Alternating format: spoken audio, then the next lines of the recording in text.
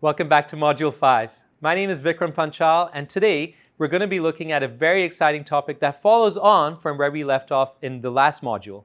It's called Following the Rhythms of Life. Today we're going to be looking at daily rhythms, and I've discovered one of the best secrets to knowing how to manage my time well is to have a very good daily rhythm. What do I mean by that? For me, I've discovered that going to bed earlier and waking up early is one of the keystones to success.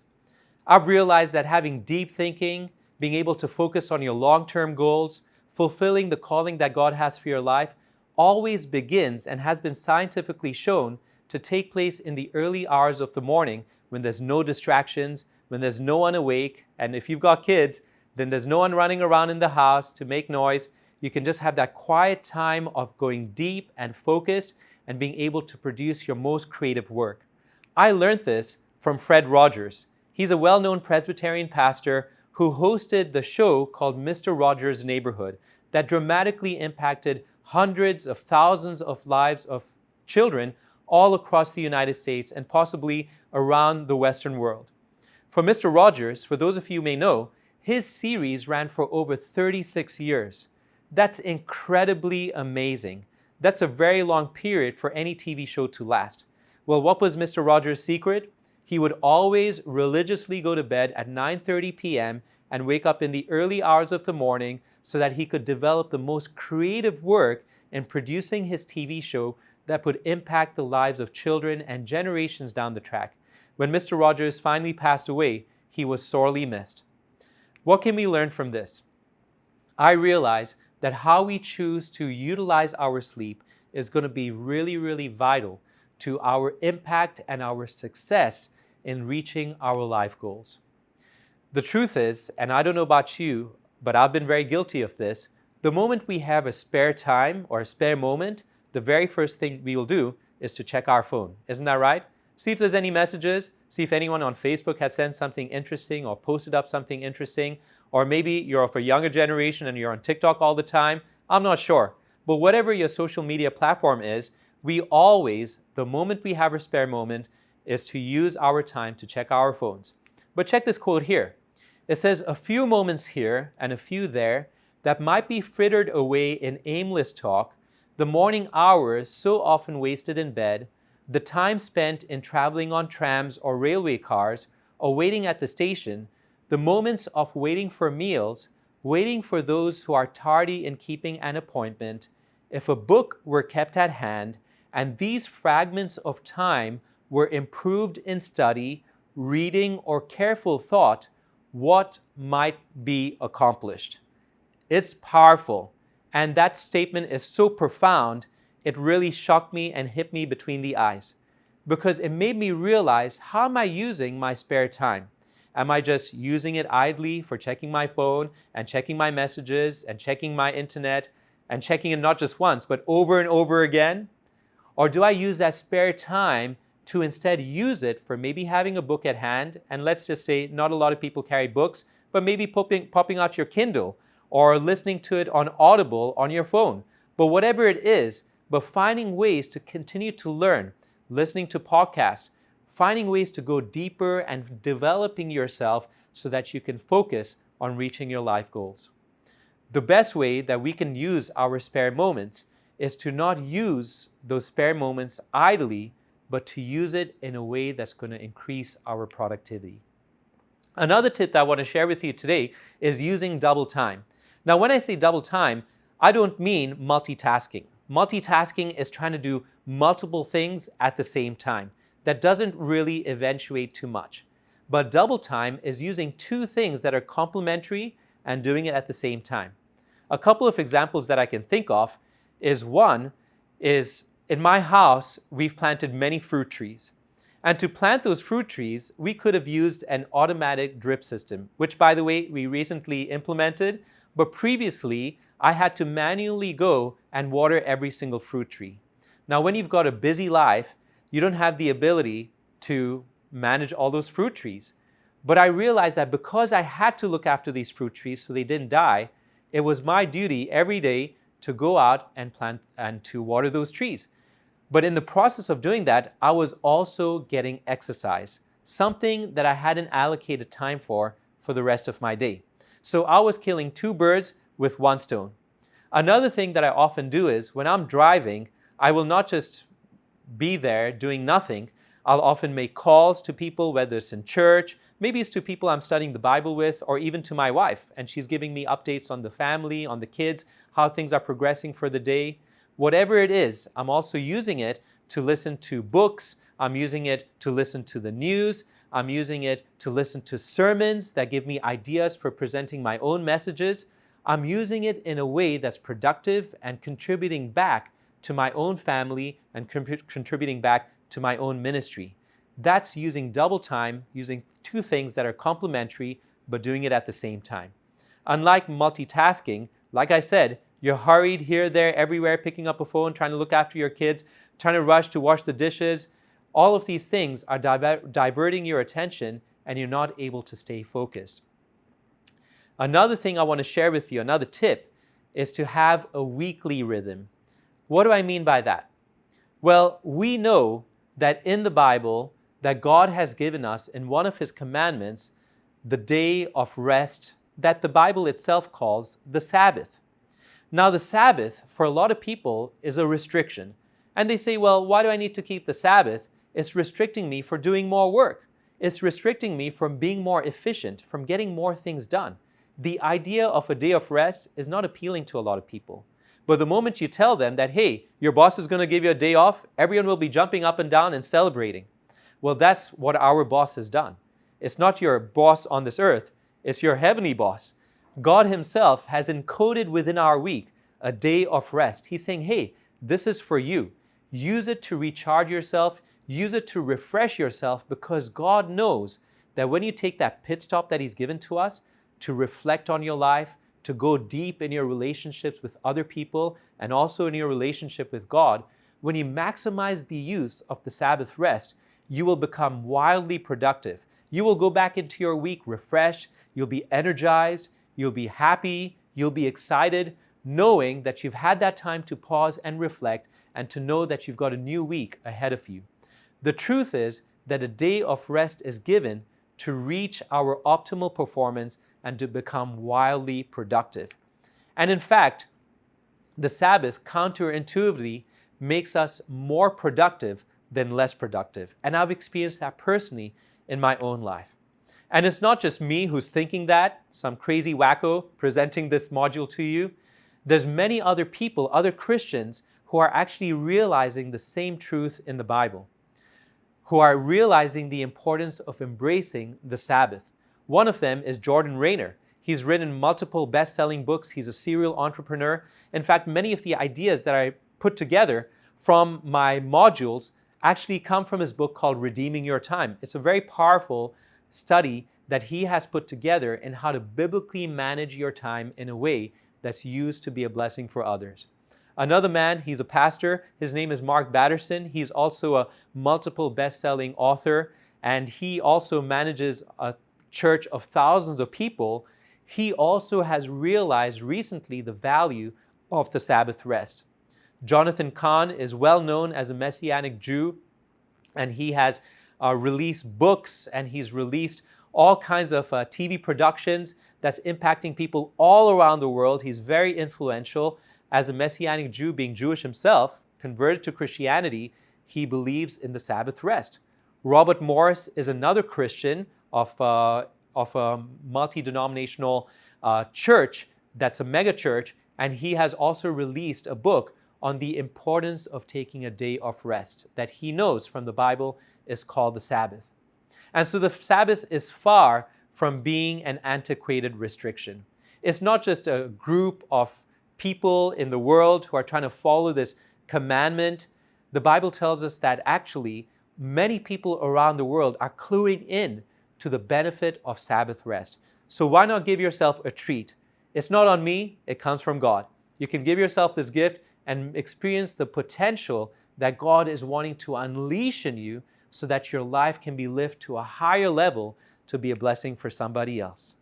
The final thing that I want to share with you today is one of the tips on how to live your life with no regrets and how to get the best back of your time on this earth is to be able to trust in God.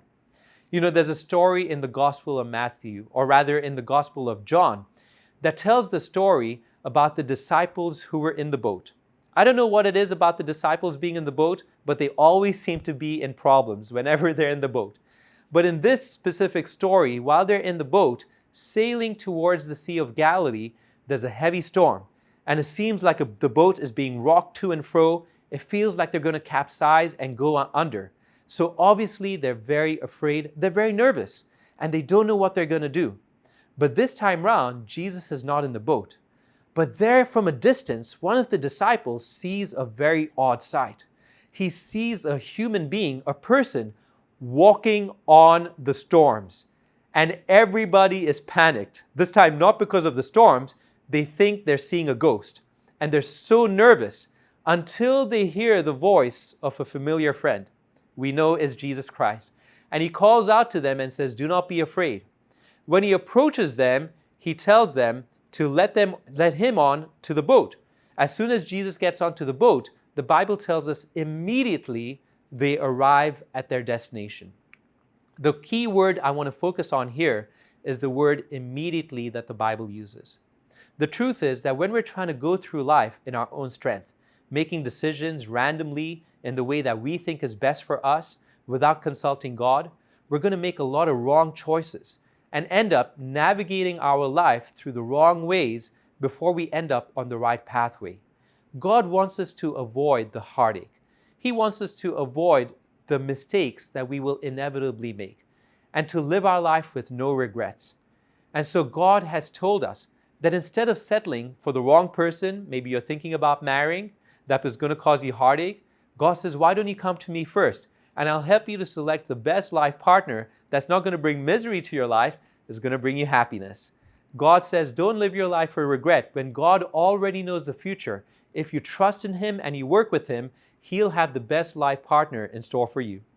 Or it could be about what kind of career you're going to pursue. If you're still at university or at high school, what kind of career you want to pursue when you grow up.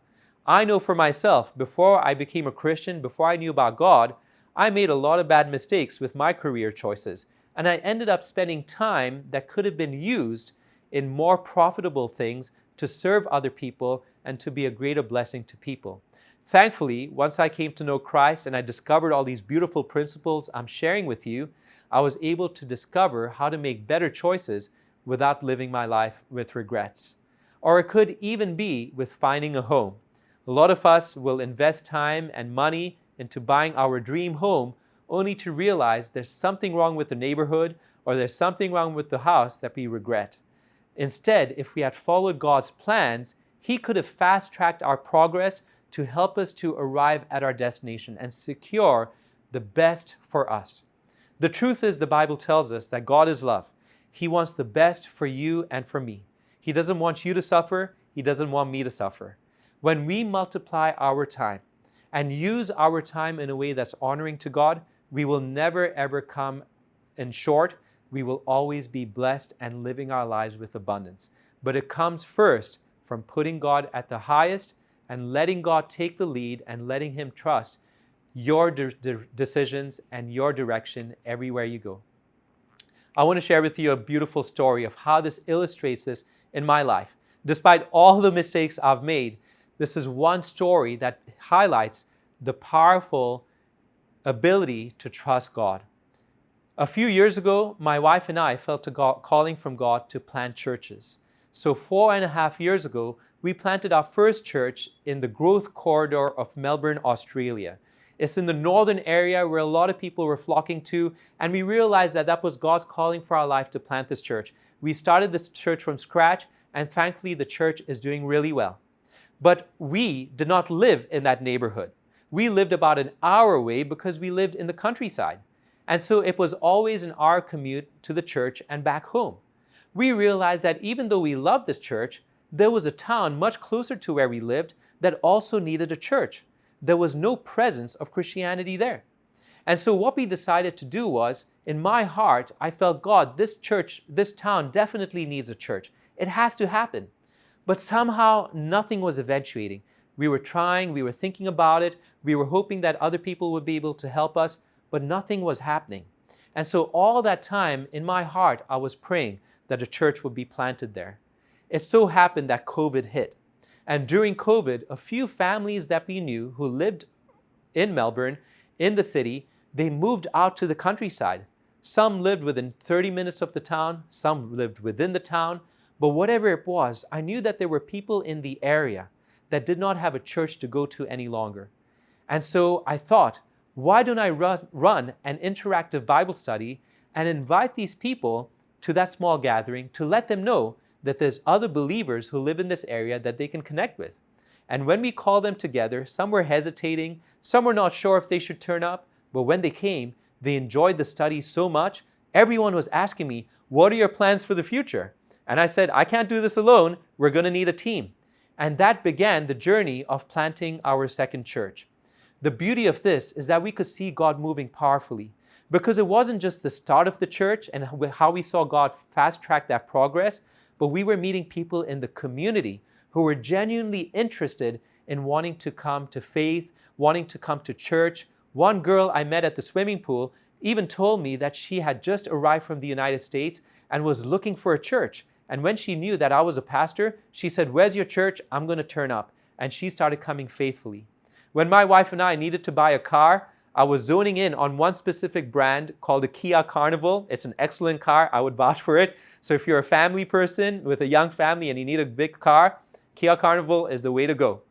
And so when I narrowed it down with my research to get this car, I remember I was at the supermarket in the parking lot talking to a dealer when suddenly a car, a Kia Carnival, pulled into the driveway.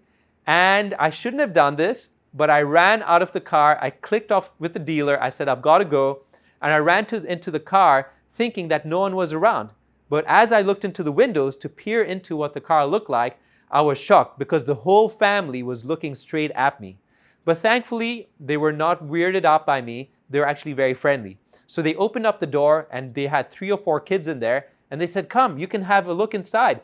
Look at the car and see what it's all about." Well, it so happened as I got talking to this lady, I realized that she lived in the same town that I live in. And she was also interested in wanting to learn more about the Bible and what the Bible specifically says about the end times. And her husband was a bikie. He used to ride motorbikes and he was an atheist. We started studying the Bible together and he actually became a Christian through that experience. When I actually look back on all these stories, I realized that God's timing is always the best timing. And you know, the beauty of it is that I met a lady through this church who hadn't been coming to church for many, many years. And she only has come to our church once in the last year that we began this church plant. And she came on a wheelchair. And she did not stay for lunch. She had to head back home. I didn't give it a lot of attention, but I knew that if someone had come into our church, I was not going to neglect them. And so I gave her a call about a week or 2 later. And she told me how pleased she was that we had started a church in that community. She said she hadn't been to church for many years, but she enjoyed the message so much that she said, "Vikram, why don't you come over to my house? There's something I need to talk to you about." Well, I automatically start to get a little bit nervous. I was thankful for the invitation, but I was also nervous. Because you know, if someone has left the church and has not been attending church for a long time, chances are there's going to be a whole barrage of complaints that's going to come your way. So when I went into that meeting with her at her house, I walked in with trepidation. And she obviously knew I was a little bit nervous. So she laughed and she said, "Vikram, just have a seat. It's just something simple I wanted to share with you." So I grabbed a seat and I braced myself on the armchair, wondering what's going to happen. I don't know if she could hear the chattering of my teeth, but I was nervous. And so she started talking. And she said, "Vikram, the reason I've called you here is because, as you know, it's been many years since I've been to church, but we haven't given up our faith. We've been faithfully saving our tithes for all these years. And we were just looking for a place to give it to. We tried to give it to the headquarters, which we call our conference, and we tried to send it to them by bank check, but when we called them, they said they never received the check. We were very disappointed. And so she told me, we tried again. This time through the post office, they even put a GPS tracker on it so that when it arrived at the destination, it was supposed to be signed for by a human being and not a drone, right? It was supposed to be signed for by a human being to show that it had been physically received. And so they sent their bank check again. And when they called the headquarters or the conference was saying, we have no trace of any such check arriving, even though the post office had told them the name of the person and they had the signature of the person. And so they were thinking, what's happening with this bank check? We've been trying again and again. It just seems to be failing. They were getting more and more discouraged, more and more disappointed. And they said, well, if our money cannot be used, we're just going to keep it at home. And then they heard about our church plant. And she said, I want to give this check to you. And when she gave me the check, it was for over $9,500. And then she said, I have 4 other checks that are waiting for you after you bank this check. Now, why is this such an important story? It's important because when I chose to plant this church with my wife, me and my wife made a decision that if we're going to plant this church, we had to give up one of our churches that was paying the tithe for my salary. And in order to do that, I needed to take a pay cut. But I knew that God had been working in this town. And if I did not act now, we would never be able to see the opportunity of a church being planted in that community. And so my wife and I prayed about it because we had young kids. To give up 30% of my wage and to go from 100% to 70% was a big pay cut. But we said, God, if this is your will, we know that we're going to plant this church and you're going to provide for our needs. Whether you do or not, it doesn't matter to us. But we trust that you want a church planted here. So when this lady gave me that bank check, I said, you don't understand what you're doing. The check that you've been trying to give that keeps getting bounced back was actually meant for this church. And when I shared with her my experience and stepping out in faith, she was gobstopped. She said that this was intended for you and for your ministry. And she said that we are members of this church now. This is our home church because we can see that God is acting. What I realized is that when you take a step in faith and you trust God, God will never let you down. He will fast track your progress so you don't have to live your life with regrets, don't have to make mistake, going off the wrong path, and then before you end up on the right path again. God says that He will keep us on the right path so that we can live our life with joy, abundance, and have testimonies to share with other people of God's goodness. I hope you've been blessed by today's module. I look forward to seeing you in our next module in Module 6. I'll see you then.